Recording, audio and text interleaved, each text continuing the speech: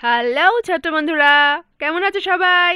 গল্প পাঠশালাতে আমার সব ছোট্ট বন্ধুদের স্বাগত জানাই। আশা করি তোমরা সবাই খুব ভালো আছো। আমিও ভালো আছি। চলে এসেছি তোমাদের সাথে গল্প করতে।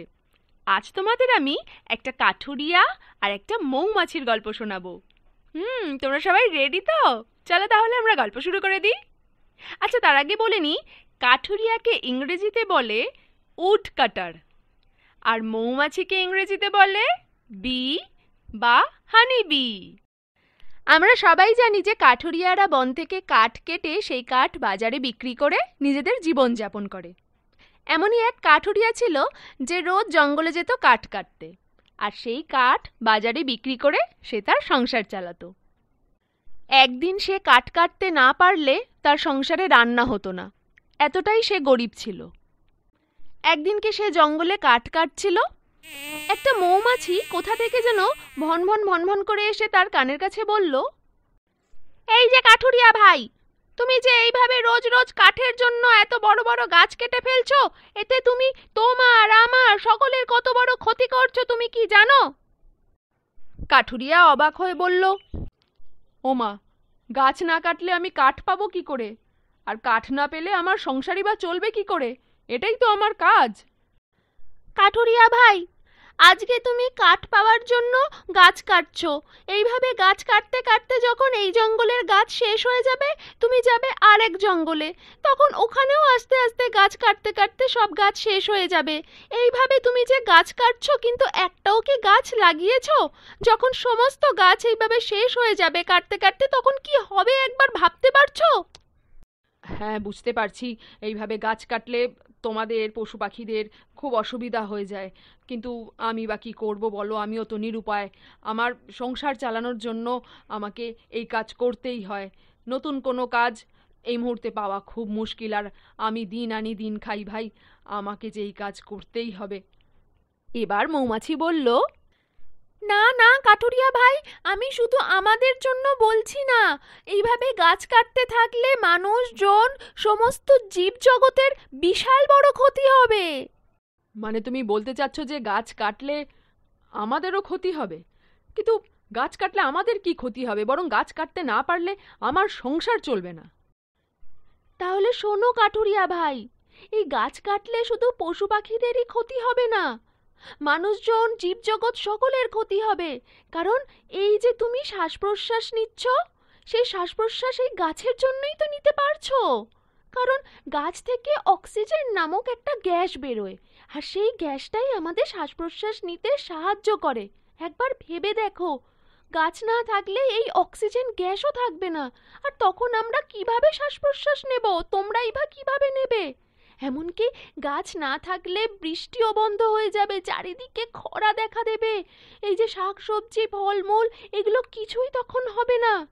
তখন তুমি কাঠ বেচে কি বা খাবার জোগাড় করবে নিজের সংসারের জন্য, বলো তো কাঠুরিয়া ভাই? এই শুনে কাঠুরিয়া গেল চিন্তায় পড়ে। সত্যিই কি গাছ আমাদের এত কিছুতে সাহায্য করে? গাছ কাটলে আমাদের এত বড় ক্ষতি হয়ে যাবে? এই কথা তো আমার ভাবনাতেও আসেনি মৌমাছি। কিন্তু এখন তাহলে কি করি? গাছ কাটলে সমস্ত জীবজগতের এত বড় ক্ষতি হয়ে যাবে, আর গাছ না কাটলে আমার সংসারটা ভেসে যাবে এই মুহূর্তে। এর একটা উপায় আছে কাঠুরিয়া ভাই, যাতে তোমার সংসারও বাঁচবে আর গাছও কাটতে হবে না। কি সেই উপায়? বলো আমাকে। শোনো, কাল থেকে তুমি এই জঙ্গলে একটা করে চারা গাছ এনে পুঁতবে, বাকি তোমার সংসার চালানোর জন্য আমি ব্যবস্থা করছি। এই বলে মৌমাছি সেখান থেকে উড়ে চলে গেল।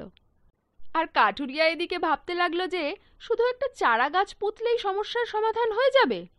কিছু বুঝতে না পেরে যেটুকু কাঠ তার আগে কাটা হয়েছিল সেটুকু নিয়েই সে ফিরে গেল। পরের দিন মৌমাছির কথা মতন কাঠুরিয়া একটা ছোট চারা গাছ এনে জঙ্গলে পুঁতে দিল। আর ঠিক সেই সময় মৌমাছি এলো ভনভন ভনভন করতে করতে, আর সাথে নিয়ে এসেছিল বেশ কিছুটা মধু। বাহ কাঠুরিয়া ভাই, তুমি যে গাছ পুঁতেছো এই দেখে আমি খুব খুশি হয়েছি। আর দেখো, জঙ্গলের আর সব গাছেরাও কত খুশি হয়েছে।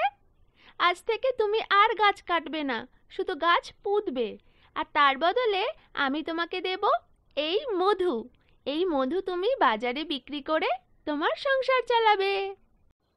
কাঠুরিয়া মৌমাছির কথায় খুব খুশি হয়ে গেল। সত্যি মৌমাছি ভাই, এতদিন আমি না জেনে গাছ কেটে যে অন্যায় করেছি সে থেকে তুমি আমাকে বাঁচিয়েছো। তোমাকে অনেক অনেক ধন্যবাদ। আজ থেকে সত্যি আমি আর গাছ কাটবো না, শুধু গাছ পুঁতবো। সত্যি সত্যি কাঠুরিয়া আর সেদিন থেকে কোনো গাছ কাটেনি, বরং যেখানেই সুযোগ পেয়েছে গাছ পুঁতেছে।